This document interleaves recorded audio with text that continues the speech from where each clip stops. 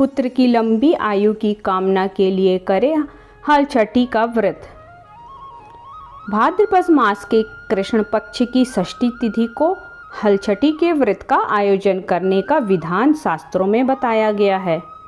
ऐसा माना जाता है कि भाद्रपद कृष्ण पक्ष की षष्ठी तिथि के दिन ही भगवान कृष्ण के बड़े भाई बलराम जी का जन्म हुआ था।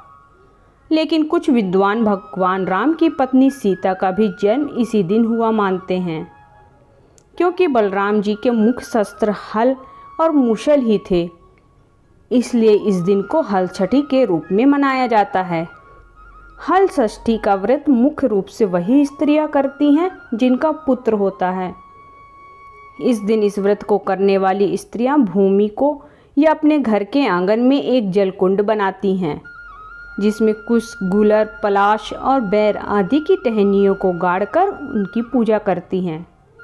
पूजन में 7 प्रकार के अनाज, गेहूँ, चना, अरहर, मक्का, धान, बाजरा और ज्वार आदि का बना हुआ लावा चढ़ाया जाता है और हल्दी से रंगे हुए कपड़े या फिर सुहाग से जुड़ी हुई कोई सामग्री भी चढ़ाई जाती है। हल षष्ठी के विषय में एक कथा प्रचलित है जो प्राय हर जगह सुनी जाती है और वह इस प्रकार से है। कहते हैं कि प्राचीन काल में एक ग्वालिन थी जो गर्भवती थी और जिसका प्रसव काल अत्यंत ही नज़दीक था। एक तरफ वह अपनी प्रसव पीड़ा से बहुत व्याकुल थी और दूसरी ओर उसका मन गाय भैंस का दूध बेचने की तरफ लगा हुआ था। उसने सोचा कि यदि मेरा प्रसव हो गया तो फिर ये दूध और दही आदि सब बेकार चला जाएगा। इसलिए वह फटाफट उठी और उसने सिर पर दूध दही की मटकी रखी और बेचने के लिए गांव की तरफ चल दी। रास्ते में वह किसी बनबेरी कांटे वाला पेड़ की ओट में बैठ गई, जहां उसको प्रसव हो गया और उसका एक पुत्र उत्पन्न हुआ। लेकिन उसके मन में तो दूध और दही आदि बेचने की चिंता थी, तो वह अपने नवजात बेटे को वहीं कपड़े में लपेटकर उसी पेड़ के पास छोड़कर गांव की ओर दूध दही बेचने चल दी। संयोगवश उस दिन हल षष्ठी भी थी। उसकी मटकी में गाय और भैंस का मिश्रित दूध था, लेकिन उसने गांव की महिलाओं को यह कहकर दूध बेच दिया कि यह केवल भैंस का ही दूध है। उस पर विश्वास करते हुए गांव की महिलाओं ने उसका सारा दूध खरीद लिया।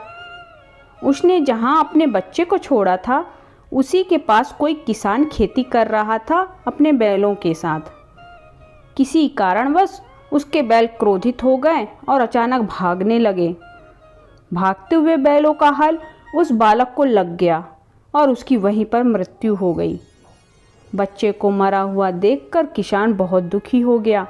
उसने उस पेड़ के कांटों से ही बच्चे के पेड़ पर टांका लगा दिया और उसको घटना स्थल पर छोड़कर चुपचाप चला गया।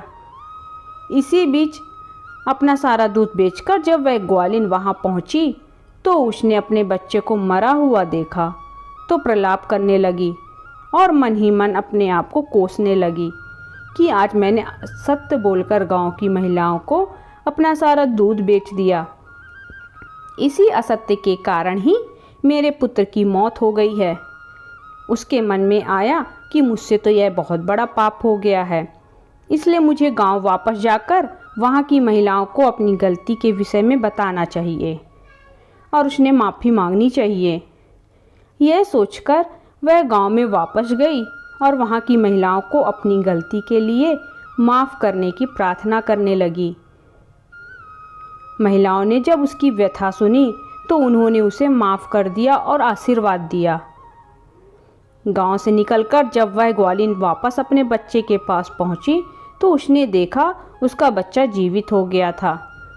उसने ईश्वर को बहुत मन ही मन धन्यवाद दिया और आगे से फिर कभी झूठ ना बोलने का प्रण ले लिया। धन्यवाद।